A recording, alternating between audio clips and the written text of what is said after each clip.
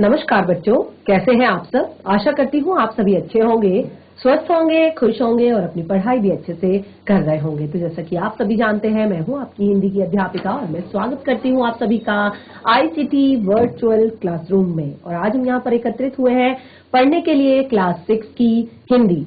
Class 6 की हिंदी में हम यहाँ पर पढ़ रहे हैं हमारी सेकंड बुक बाल राम कथा, और जिसमें हम यहाँ पर सीता की खोज से संबंधित जो हमारा महत्वपूर्ण यहाँ पर चैप्टर है उसको हम पढ़ रहे हैं। तो देखिए, हमने अपने लास्ट सेशन में यहाँ पर सीता की खोज यानी कि जब रामचंद्र जी वापस अपने कुटिया में लौटे तो उन्होंने देखा कि सीता वहां पर उपस्थित नहीं है। उन्होंने देखा कि सीता वहां पर नहीं है। वो बहुत ज्यादा शोक से व्याकुल हो गए, बहुत ज्यादा दुखी हो गए और सीता की खोज करने लगे। तभी एक हिरणों का झुंड वहां पर आया और हिरणों के झुंड से उस टाइम तक उन्होंने कोई भी ऐसी चीज नहीं थी जिससे नहीं पूछा था सीता के विषय में। कोई भी ऐसी फूल, पत्ती, पत्थर, पहाड़, पेड़, पौधे, नदियां, आकाश, धरती, सबसे उन्होंने सीता के विषय में पूछ लिया था। और उसी समय हिरणों का एक झुंड आया और जब उन्होंने हिरणों के झुंड से पूछा कि क्या तुम सीता का पता जानते हो, तो फिर वो आकाश की तरफ देखने लगे और उसके बाद उन्होंने दक्षिण दिशा की तरफ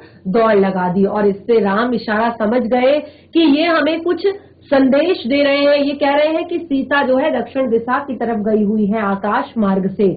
तो उस समय पर फिर वह दक्षिण दिशा की ओर भागे और दक्षिण दिशा की ओर जब वो काफी ज्यादा आगे बढ़ गए तो वहां पर उन्हें जटायु मिले। और जटायु जब मिले तो उन्होंने देखा कि वहां पर जटायु के पंख जो है वो कटे हुए हैं। जटायु के पंख कटे हुए हैं और जटायु जो है घायल पड़ा हुआ है। तो जटायु ने कहा कि मेरी ये दशा रावण ने की है, मुझे रावण ने घायल किया है क्योंकि वो सीता माता को लेकर जा रहा था। तो मैंने उसे रोकने का प्रयास किया, मैं उसे रोक तो नहीं पाया, लेकिन मैंने उसके रथ, हाथी, सारथी सब कुछ एक तरह से तोड़ दिया, सबको मार दिया, लेकिन मैं रावण से नहीं जीत पाया। और रावण सीता को कंधे में उठाकर दक्षिण दिशा की ओर आगे बढ़ा है। तो अब देखिए, राम को एक बहुत ही ज्यादा महत्वपूर्ण क्लू यहाँ पर मिल गया था सीता के विषय में।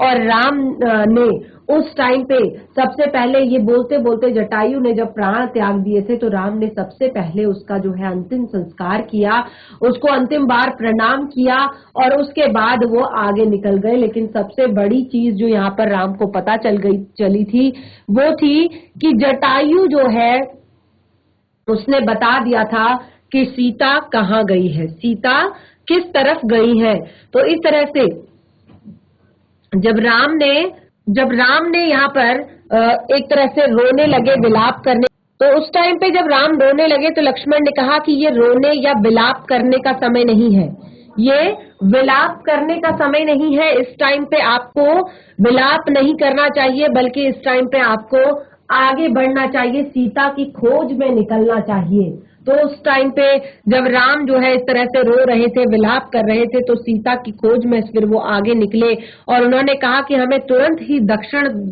पश्चिम दिशा की ओर जाना चाहिए।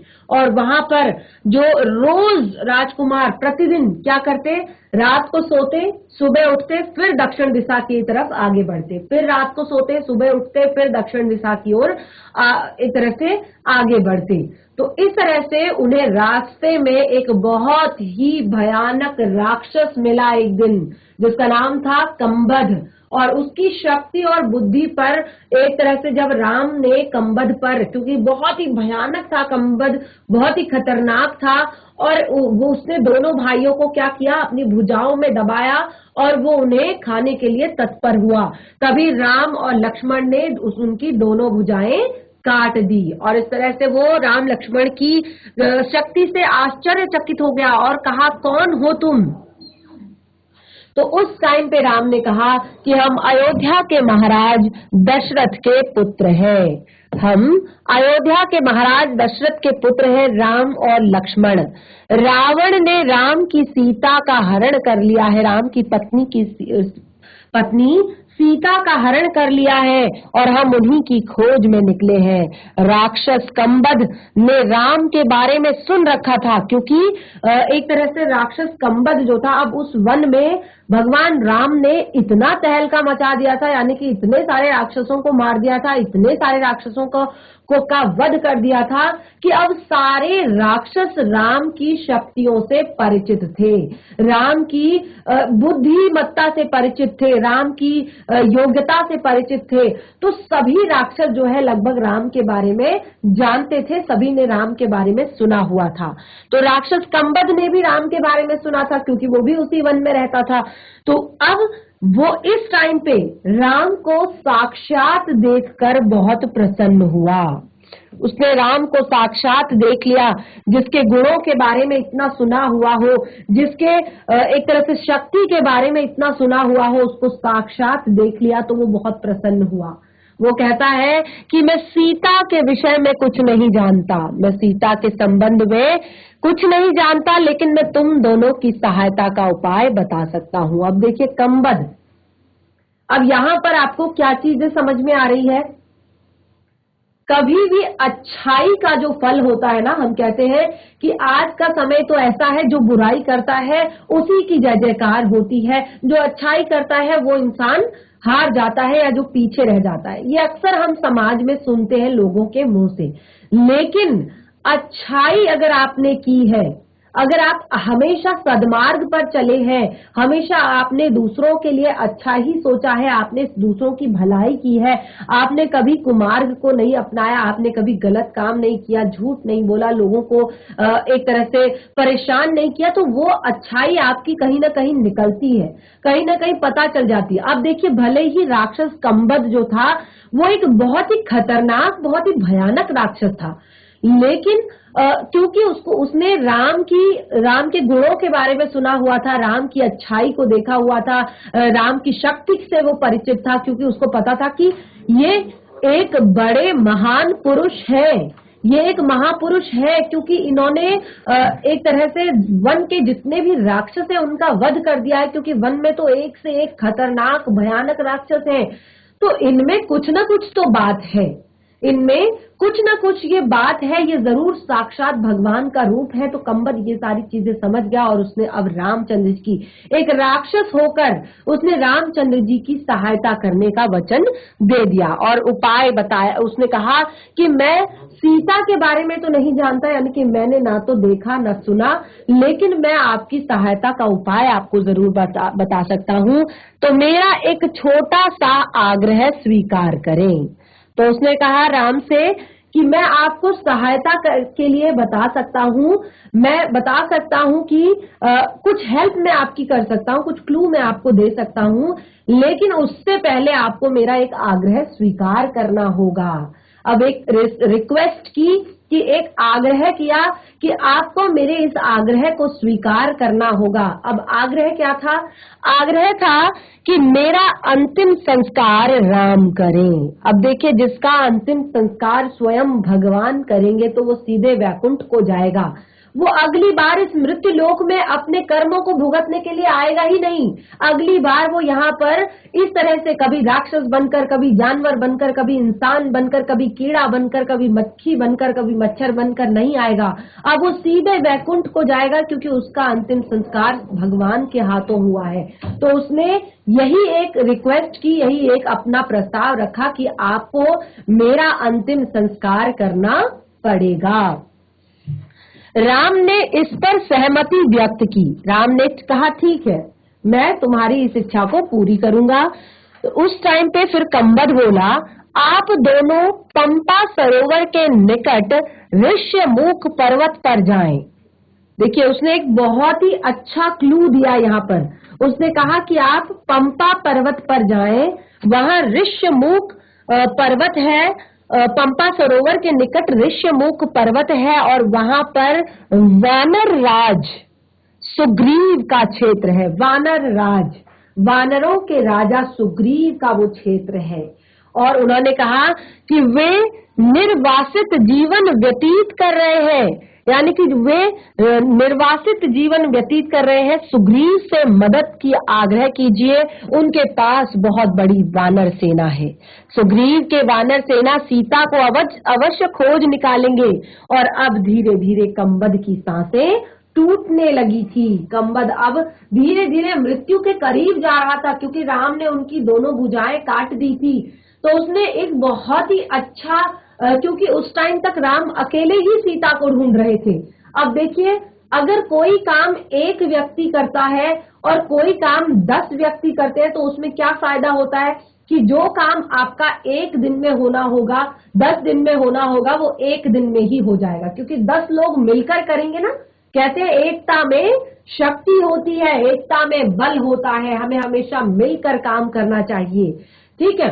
तो यहाँ पर अब राम इतने दिनों से अकेले ही सीता को ढूंढ रहे हैं, तो कंबद ने एक बहुत ही अच्छा सुझाव दिया कि आप पंपा सरोवर के पास ऋष्यमुख पर्वत पर जाइए। वहां पर वानर राज सुग्रीव का निवास है और वहां पर उनके पास बहुत बड़ी वानर सेना है और उनकी वानर सेना सीता को ढूंढने में आपकी हेल्प, मदद जरूर करेगी। और कंबद की इस तरह से सांसें टूटने लगी।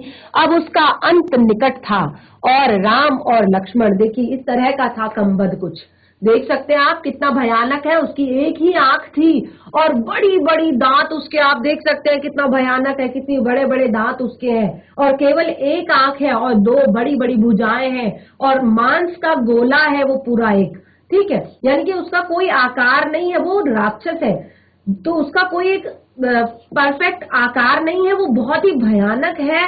आप देख सकते हैं चित्र में। और इस तरह के राक्षस से देखिए उसका शरीर किस तरह का है, बिल्कुल मांस का गोला वो है और कितना भयानक, कितना बड़ा है। और अब उसने राम और लक्ष्मण को अपने निकट बुलाते हुए कहा, यानी कि उसकी सांसें उखड़ रही थी, वो मृत्यु को प्राप्त हो रहा था। उसने राम और लक्ष्मण को अपने निकट बुलाते हुए कहा, पंपा सरोवर के पास मतंग ऋषि का आश्रम है, वहीं पर उनकी शिष्या सबरी रहती है। आगे जाने से पूर्व शबरी से जरूर मिलते हुए जाएं। शबरी के बारे में जानते हैं ना आप सभी, भगवान राम की अनन्य भक्त है शबरी। जब से उनके गुरु मतंग ऋषि ने उनको बताया है कि राम के विषय में बताया है, तो वो राम की एक तरह से परम भक्त बन गई है, राम की दीवानी बन गई है। और तब से ही वो राम के आने का इंतजार कर रही है। ऋषि मतंग ऋषि जो है, उन्होंने कहा था कि अगर आप सच्चे दिल से पूजा करो तो एक न एक दिन भगवान आपके पास जरूर आएंगे।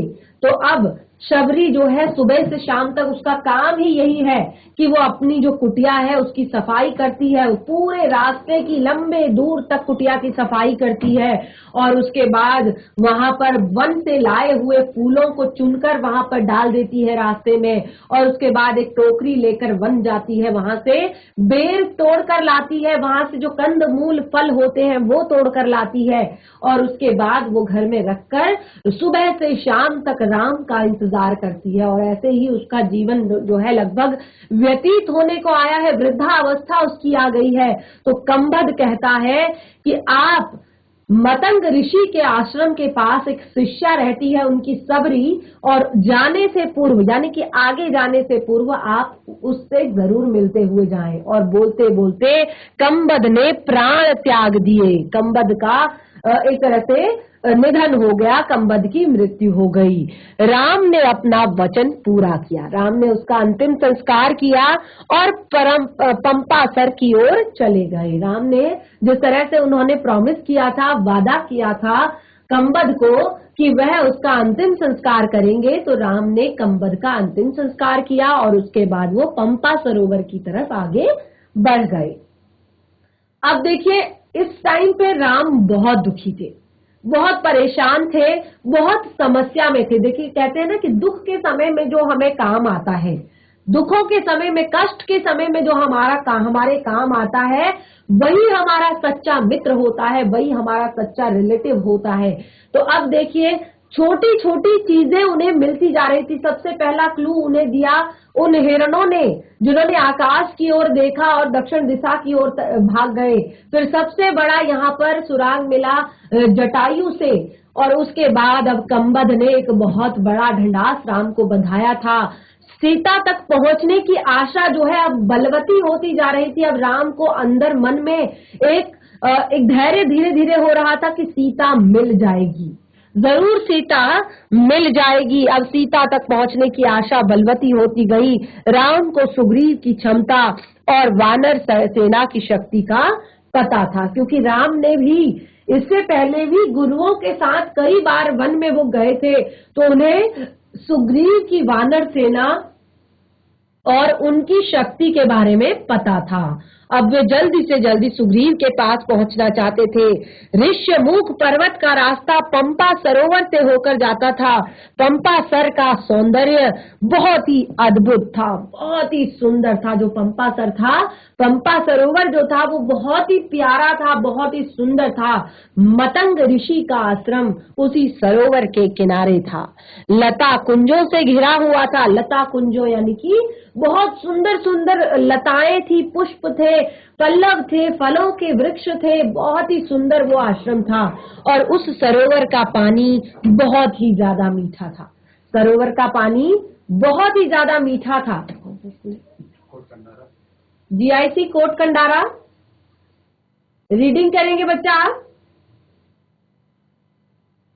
GIC Kot Kandara, yes, mike ले लीजिए फटाफट, रीडिंग कीजिए बच्चा। सरोवर का पानी मीठा था। सबरी की कुटिया आश्रम में ही थी। वह ऋषि की आश्रम में ही थी। वह ऋषि की शिष्या थी। उसकी आयु बहुत हो गई थी।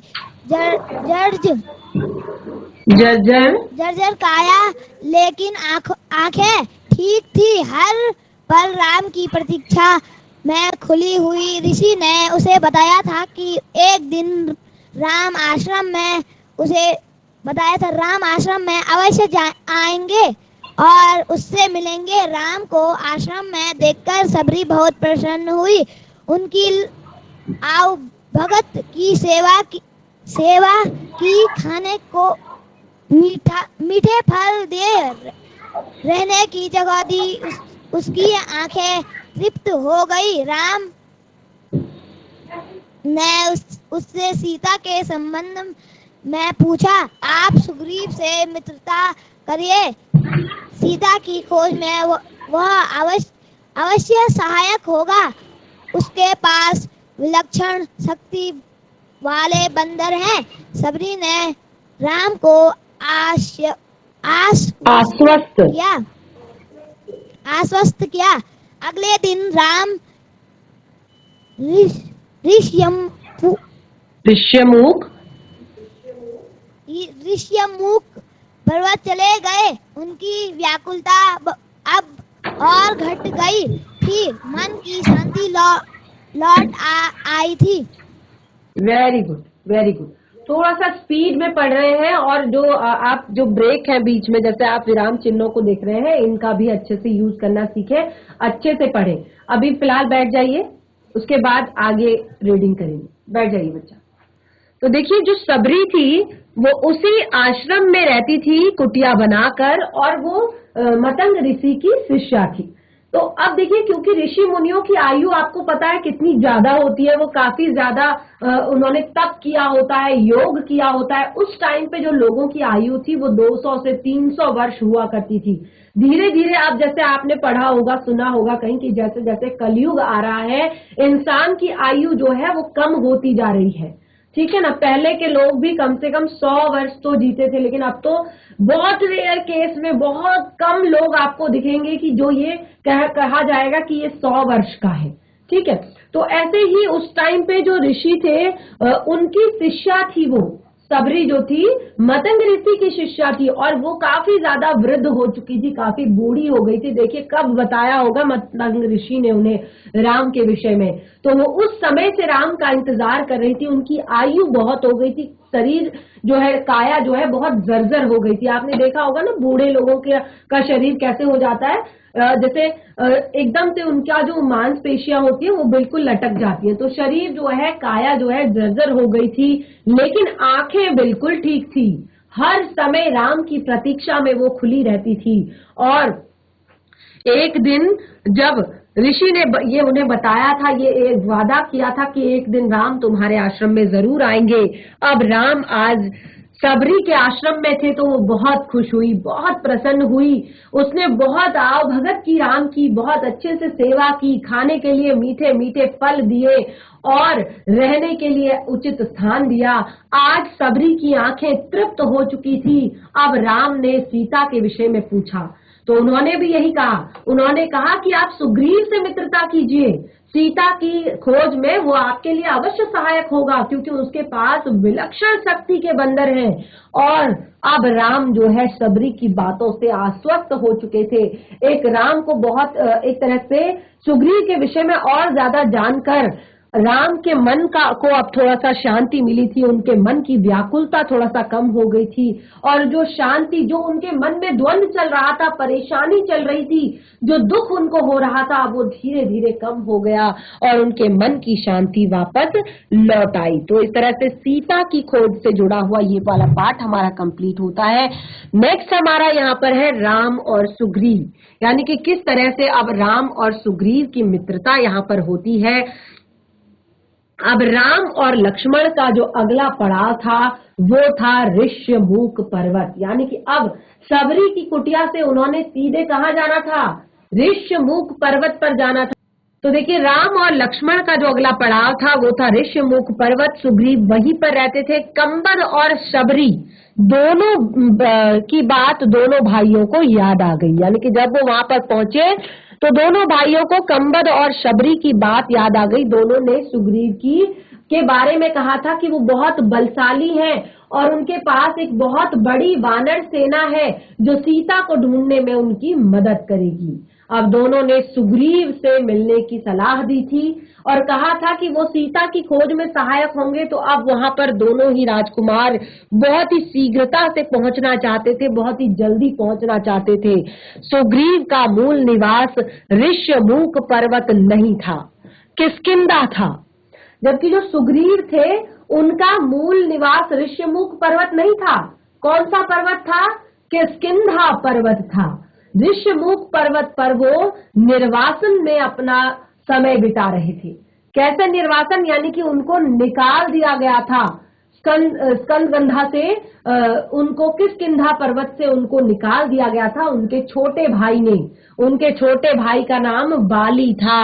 क्या था सुग्रीव के छोटे भाई का नाम? आप सभी ने रामायण देखी होगी टीवी सीरियल्स में, तो बाली और सुग्रीव दो भाई थे। जो उनका छोटा भाई था बाली, अब क्योंकि क्या होता है कि जो भी अगर पिता के न रहने पर, पिता का देहांत हो जाने पर, पिता की मृत्यु हो जाने पर हमेशा जो ज्येष्ठ पुत्र होता है वो ही राजा बनता है। ठीक है, बड़ा भाई जो था बाली था, तो बाली अब राजा बना। ठीक है, दो पुत्र थे, बाली और सुग्रीव। तो बाली जो था वो बड़ा भाई था, अब वो राजा बना। दोनों भाइयों में पहले बहुत ही ज्यादा प्रेम था। ठीक है, अब दोनों भाइयों में बहुत प्रेम था पहले, लेकिन बीच में क्या हुआ, आपस में थोड़ा सा मनमुटाव हो गया, थोड़ा सा झगड़ा हो गया और ये मनमुटाव इतना बढ़ा धीरे धीरे, ये झगड़ा इतना गंभीर हो गया धीरे धीरे कि सुग्रीव को मार डालने पर उतर आया बाली। यानी कि अब देखिए वो राजा बन गया था तो सारी सत्ता उसके हाथ में थी। धीरे धीरे दोनों भाइयों में इतना मनमुटाव हुआ, इतने झगड़े बढ़े कि सुग्रीव जो था, बाली जो था, वो सुग्रीव को अब मार डालना चाहता था, बिल्कुल एक तरह से उसको खत्म कर देना चाहता था।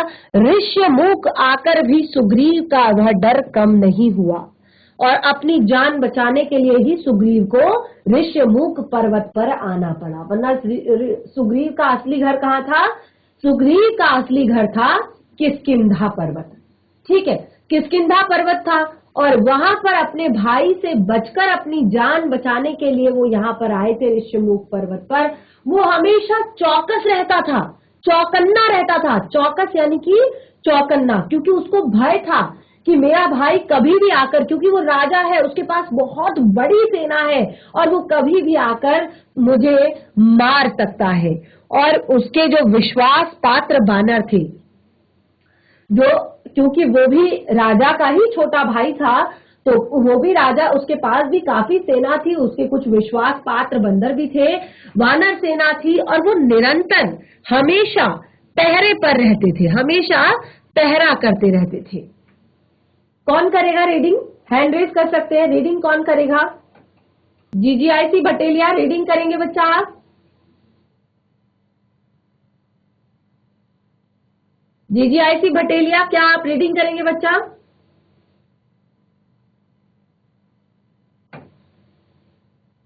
यस, कोट कंडारा पीछे से हैंड रेज आ रहा है, फटाफट माइक लीजिए बच्चा, प्रॉपर माइक को ऊपर की तरफ ऑन करेंगे। Good morning ma'am. Very good morning बच्चा। चलिए रीडिंग कीजिए।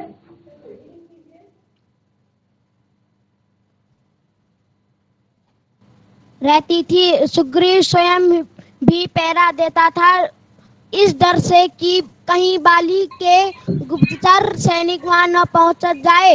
एक दिन सुग्रीव पहाड़ी पर खड़ा था, उसने दो युवकों को उधर आते देखा। ये दोनों अवश्य बाली के गुप्तचर होंगे, मुझे मारने आ रहे होंगे। सुग्रीव ने तत्काल अपने साथियों को बुलाया।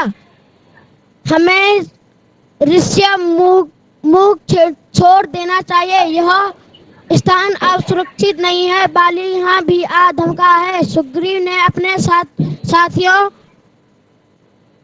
साथियों से कहा, मैंने दो युवकों को इधर आते देखा है, उनके हाथों में धनुष है। सुग्रीव घबराया हुआ था और उनके प्रमुख साथी हनुमान इससे सहमत नहीं थे। मैं जाकर पता लगाता हूँ कि वे कौन है। बाली की सेना में ऐसे सैनिक नहीं है। हनुमान ने भी दोनों युगों को देख लिया था। हनुमान और सुग्रीव को भरोसा था हनुमान पर उसने बात मान ली।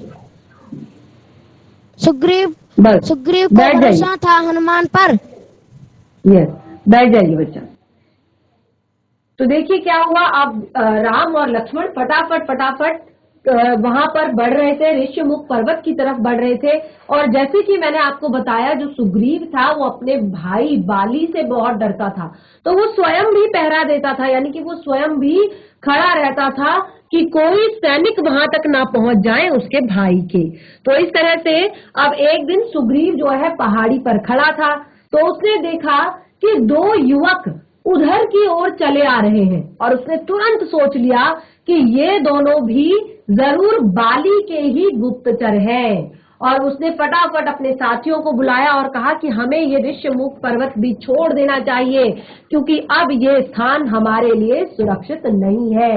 बाली के सैनिक यहाँ भी आ पहुंचे हैं, पर सुग्रीव के जो मुख्य साथी थे, प्रमुख साथी थे हनुमान, वो इस बात से बिल्कुल सहमत नहीं थे।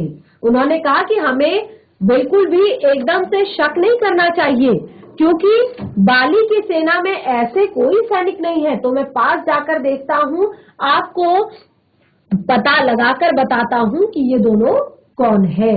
और इस तरह से सुग्रीव को अपने एक तरह से जो उनके मित्र थे हनुमान, उन पर पूरा भरोसा था, और सुग्रीव ने इस बात के लिए हामी भर दी। सुग्रीव ने उनकी बात मान ली और उन्हें जाने दिया।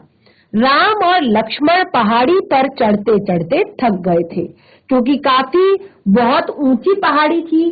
तो राम और लक्ष्मण पहाड़ी पर चढ़ते चढ़ते थक गए थे। वे पहाड़ी में सरोवर के पास रुके, थकान मिटाने के लिए, हाथ मुंह धोने के लिए। तभी वहां पर भेष बदलकर हनुमान आ पहुंचे, शिष्टता से प्रणाम किया और पूछा, आप दोनों कौन हैं? क्योंकि हनुमान भी क्या थे, आपने हनुमान जी की के बारे में भी पढ़ा होगा। पवन पुत्र अंजनी पुत्र हनुमान कितने बलशाली हैं, कितने ताकतवर हैं, और कितनी सारी शक्तियां उनके पास हैं। भले ही बचपन में वो बहुत ज्यादा उदंडी हुआ करते थे, बहुत ज्यादा उदंड मचाया करते थे, तो इसी तरह ऋषियों ने उन्हें श्राप दे दिया था कि तुम्हारे पास जितनी भी शक्तियां हैं, तुम समय आने पर सब भूल जाओ। लेकिन बाद में ऋषि को जब ये बात पता चली कि ये तो साक्षात भगवान है, तो उन्होंने हनुमान से कहा कि मैं तुम्हें दिया गया श्राप तो वापस नहीं ले सकता, लेकिन तुम जब भी अपनी शक्तियों का स्मरण करोगे, यानी कि जब भी तुम्हें कोई भी अब तुम्हारी शक्तियों को याद दिलाएगा, तो तुम फिर से उतने ही बलवान, उतने ही पराक्रमी, उतने ही बड़े बलशाली हो जाओगे। तो इस तरह से हनुमान जो है बहुत ज्यादा बलवान है, पराक्रमी है और बहुत सारी शक्तियां उनके पास हैं। तो उनमें से एक शक्ति है कि वेश बदल सकते हैं। तो हनुमान जी जब वहां पहुंचे तो उन्होंने राम और सीता को, राम और लक्ष्मण को प्रणाम किया और वेश बदलकर वो वहां गए थे और उन्होंने पूछा कि आप दोनों कौन हैं और इस वन में क्यों भटक रहे हैं? आपका वेश मुनियों जैसा है लेकिन आपके चेहरे तो राजकुमारों जैसे लगते हैं। उन्होंने कहा कि एक तरह से, क्योंकि मुनि कैसे होते हैं, उनकी बड़ी बड़ी दाढ़ी होती है, बड़े बड़े बाल होते हैं और जटाजूट उनके सर पर होते हैं और काफी ज्यादा भस्म वो लोग रमाए रहते हैं। लेकिन उन्होंने कहा कि आपके वस्त्र तो बिल्कुल मुनियों जैसे हैं, लेकिन आपका जो चेहरा है वो राजकुमारों जैसा है, आप तो चेहरे से राजकुमार लगते हैं। तो तब राम ने कहा कि हम सुग्रीव से मिलने जा रहे हैं, हमें उनकी सहायता की आवश्यकता है, क्या आप उन्हें जानते हैं? तो राम ने विनम्रता के साथ ये पूछा, क्योंकि राम के तो स्वभाव में ही विनम्रता है, वो तो शत्रु से भी विनम्रता से ही पेश आते हैं। राम ने विनम्रता से पूछा। फिर प्रारंभिक बातचीत में ही हनुमान जी स्थिति को भाप गए। जो शुरुआत की ये छोटी मोटी बातचीत हुई, तभी हनुमान जी स्थिति को भाप गए। वो अपने मूल रूप में आए और उन्होंने फिर से राम को प्रणाम किया। प्रणाम करते हुए कहा कि मैं हनुमान हूँ, सुग्रीव का सेवक हूँ और उन्हें आपका परिचय जानने के लिए मुझे यहाँ भेजा था। यानी कि उन्होंने कहा कि मैं तो हनुमान हूँ, मैं सुग्रीव का सेवक हूँ, उन्होंने ही मुझे आपका परिचय जानने के लिए यहाँ पर भेजा है। तो इस तरह से आज जो हमने यहाँ पर पढ़ा, सीता की खोज से संबंधित ये अगला अध्याय, यानी कि यहाँ पर राम और सुग्रीव की किस तरह से मित्रता होती है, किस तरह से सुग्रीव सीता की मदद करने, सीता की खोज करने में राम की मदद करते हैं। तो ये सब आगे कंटिन्यू करेंगे हम अपने नेक्स्ट सेशन में। और आप देख रहे हैं रोज निरंतर हमें यहाँ पर नई नई चीजें सीखने को मिल रही हैं और नई नई अच्छी बातें सीखने को मिल रही है। तो इस तरह से ये रामायण का, हमारा बाल रामायण का जो ये हमारा अध्याय है बहुत ही इंटरेस्टिंग है। तो इसको हम कंटिन्यू करेंगे अपने नेक्स्ट सेशन में। आज जो कुछ भी पढ़ा है उसको घर पर रिवाइज करें। तब तक के लिए धन्यवाद। आपका दिन शुभ हो।